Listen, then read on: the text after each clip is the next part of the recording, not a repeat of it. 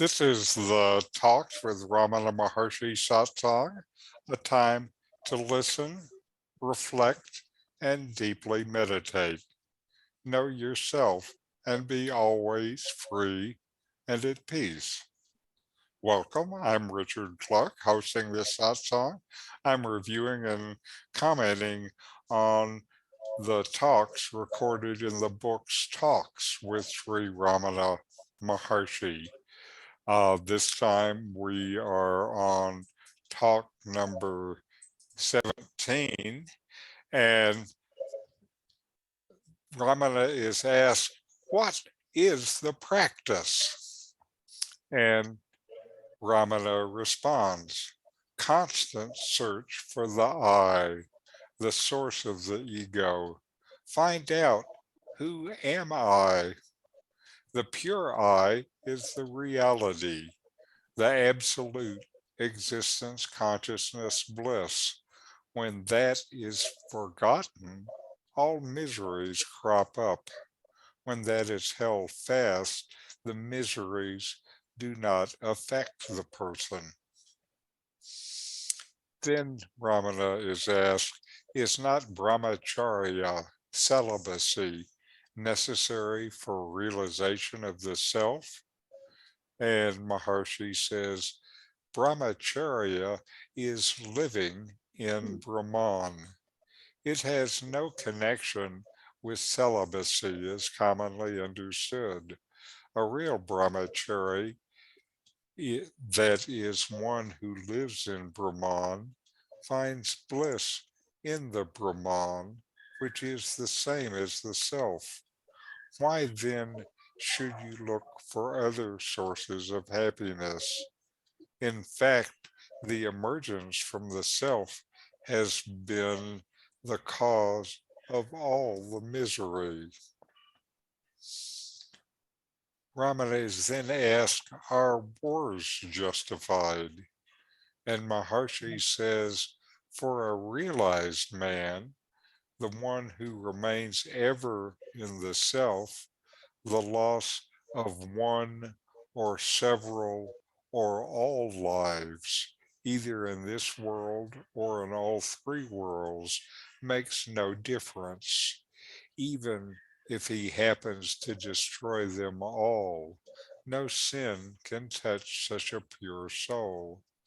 Maharshi quoted the Bhagavad Gita, chapter 18, verse 17, quote, he who is free from the notion of ego, whose intellect is unattached, though he annihilates all the worlds, he slayeth not, nor is he bound by the results of his actions. Then he is asked, do not one's actions affect the person in afterbirths? And Maharshi says, are you born now? Why do you think of other births? The fact is, there is neither birth nor death. So, to go through these, Ramana tells us that practice is the constant search for I, the source of the ego. Practice is something you have to do for yourself. Basically, it is by yourself, looking within yourself. It is not reading, chanting, watching your breath, or thinking about practice.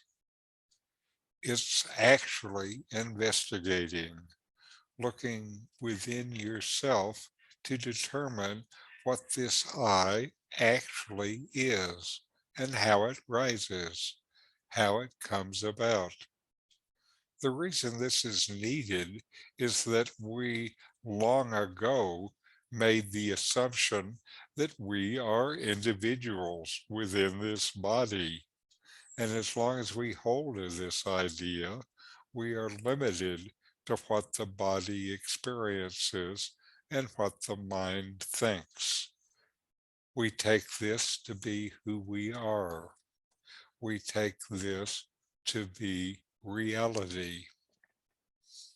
Self-inquiry is the investigation of our sense of identity to see what is real and what is just a mental idea. What is real is always there. Mental ideas come and go. There are a few basic approaches to support this practice. If whatever it is comes and goes, if it is not there all the time, then it is not you. You don't come and go.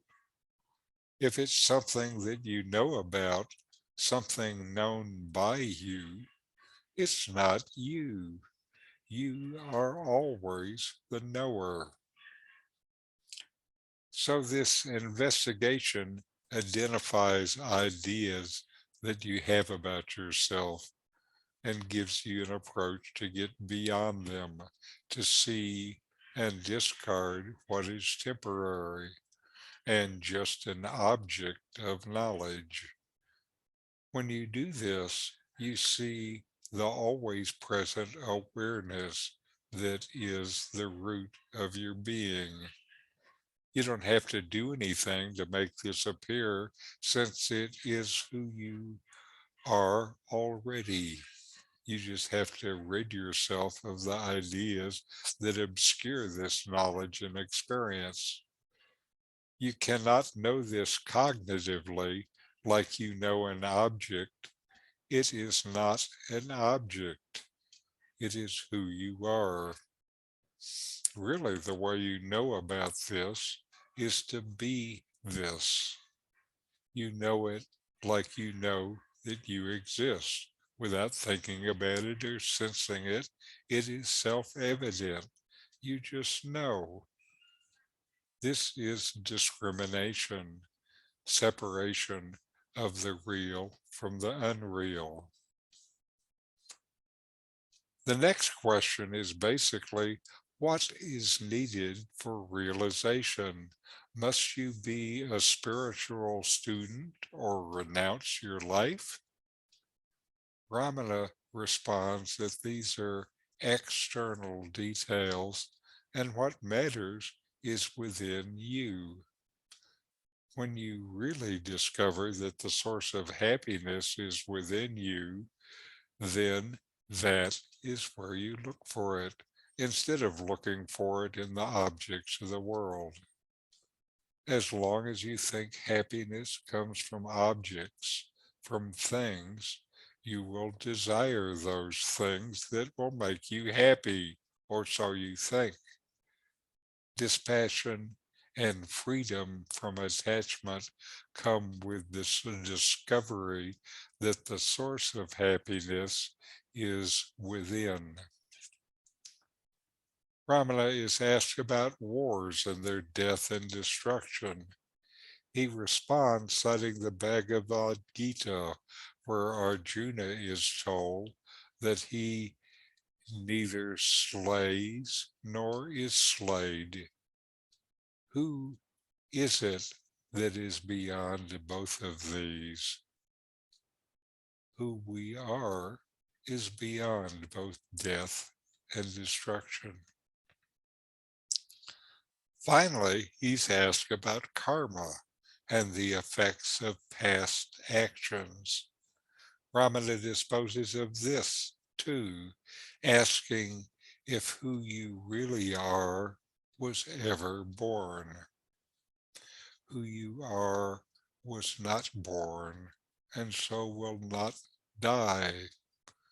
Who you are is untouched by karma. Karma is for your body. Are you a body?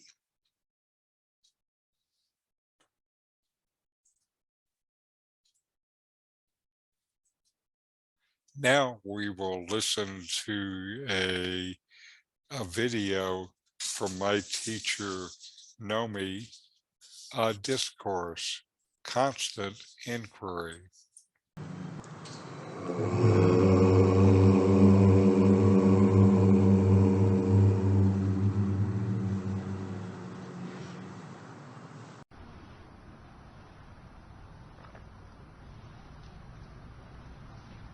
Your true being exists beyond the body, beyond the mind, and without an ego, the illusion of a separate individuality.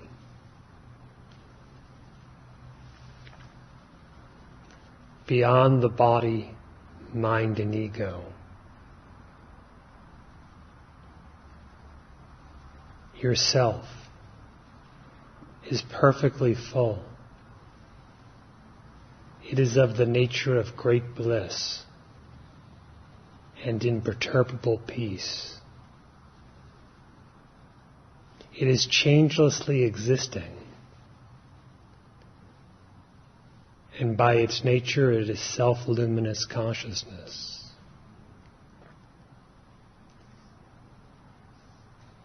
We refer to it as Satchidananda, Sat Chit Ananda, being, consciousness, bliss.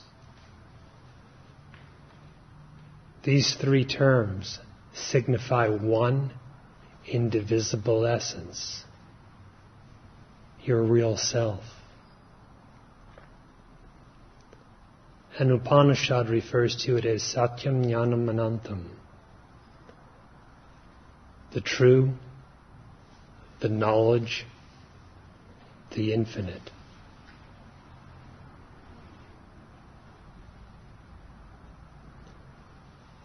To realize yourself as that, and only that, is to know reality, and it is to be the reality that you know. Its happiness is complete.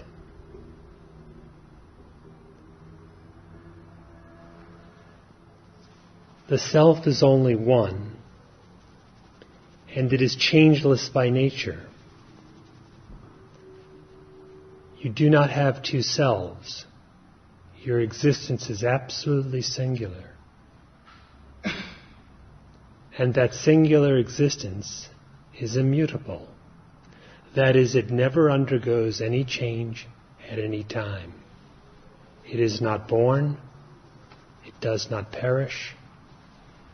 It does not change, no matter what changes occur in the world, in your body, in your mind. It is the tendency of ignorance to confuse what is not the self with the self, and to mix up the real and the unreal, so that the unreal appears as if real, and the real appears as if unreal. And what is truly yourself seems other, as if a God far away, while what is not yourself is taken to be your identity. Such is the characteristic of delusion. Such delusion or ignorance has no power except that which you lend to it. It consists of the attribution of your own reality, your own identity, to that which is not so.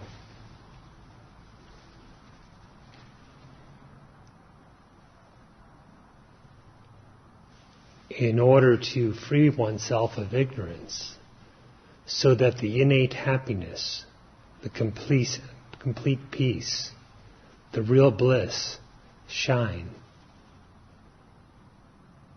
inquire. Inquire to know the true nature of your existence. Such is the essence of sadhana or spiritual practice. Shankara says, it is he who strives who realizes. The Bhagavad Gita is replete with numerous references to striving, to continuous sustained effort. Likewise is it the spirit of the Vedas, continuous, sustained, persevering effort. In what way is the effort to be applied? It should be applied to the destruction of ignorance. For the self is not something to be gained anew. The ever-existent is, after all, always present, never more, never less at any time. So why is it that its radiant bliss appears not to be experienced? It is only due to the veiling of delusion. So practice, intense, continuous practice, should be directed to the destruction of that illusory veil, of that ignorance, which seems to cover the truth about your real nature.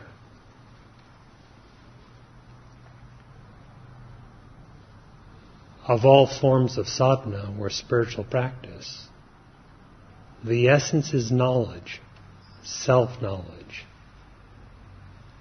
And the practice is successful, fruitful, according to the degree or depth of that knowledge.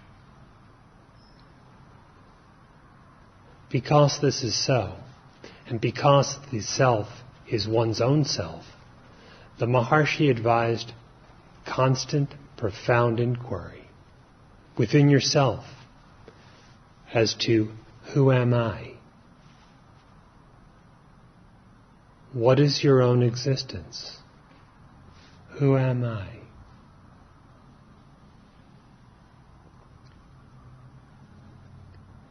The individual seems implicit in the inquiry, the one who is the inquirer.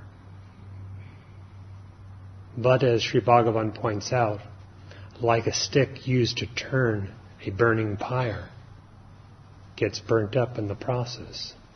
Likewise, the I, apparently implicit in the inquiry, is burned up in the very process of inquiring. That is, if I, assumed to be an individual due to the tendencies of ignorance, inquire as to who I am, the I-ness, that is the egoity, being unreal, simply vanishes, like a mirage when you get close to it to see what it is. What remains is the I-less true I, that is the egoless self, which is actually the ever-present reality.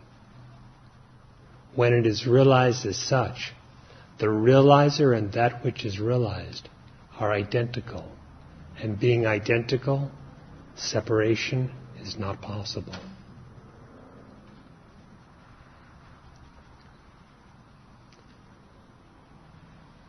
So if you say to yourself, you're going to practice, truly practice.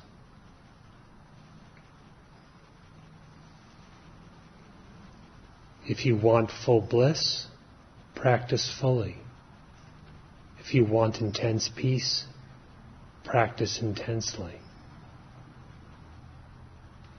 If you see the need to know yourself and the futility of attempting to know anything else without knowledge of yourself,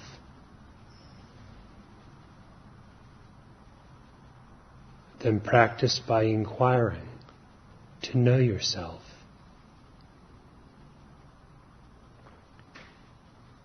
And if you know yourself, then Brahman knows Brahman.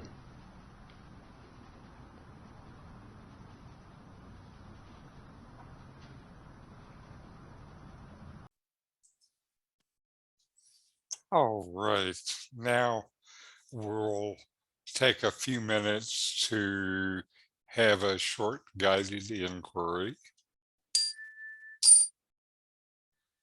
Quiet yourself and take a long breath. Feel your breathing. long inhale and exhale. And notice that you exist. You exist, and you know that you exist. Now investigate within yourself what is always within you. What's always there?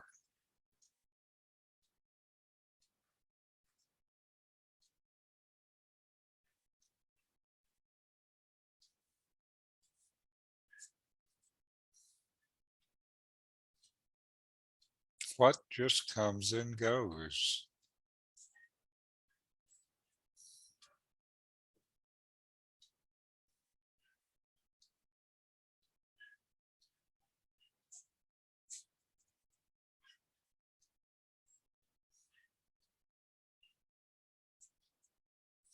How can you be something that comes and goes?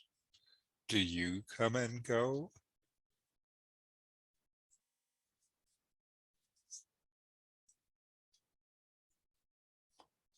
Or are you always there?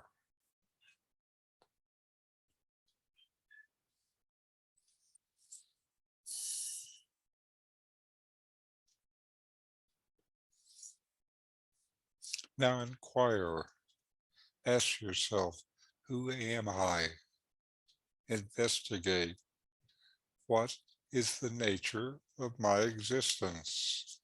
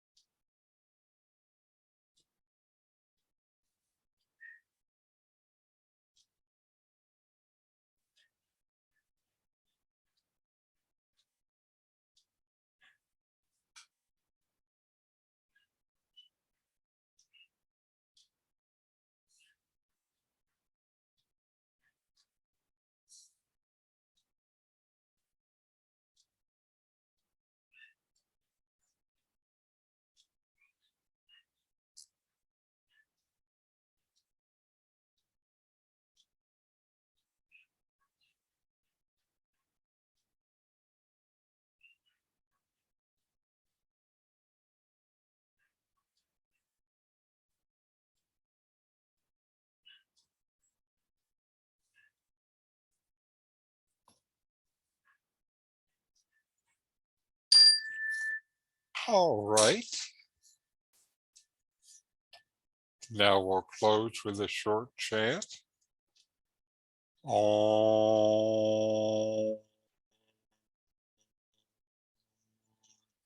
Shanti, Shanti, Shanti. Om.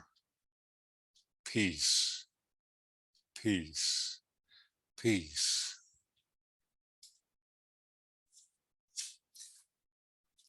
Well, are there any questions or comments? You're both muted. Well, I'm just reminded that that is the clearest, simplest teaching there is. Yes. It is just no question. And it's extraordinary. It's extraordinary that we have it, that the work that was done to keep track of the teachings, and the guy who did this talks was all done by one man who was close to Ramana, and he didn't take any notes. He did it all from memory. So after it was over, he went back that night to his room and wrote it down. Yeah. So what wonderful work. Yes. To record this stuff before the days of the video and audio recording that we have now.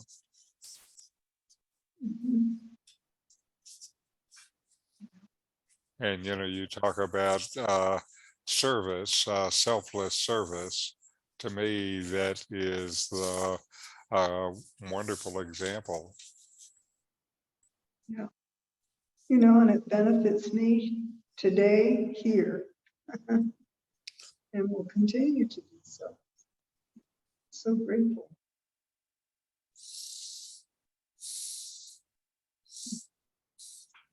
Okay, thank you for joining me today. We'll Thank you. continue in the following weeks with reviewing things from Talks with Sri Ramana Maharshi. It's such a rich text. So there is a lot of things in there of interest and merit and that we can use in our own practice. Sure. Thank So you so again, much. namaste. Thank you Um, for joining me.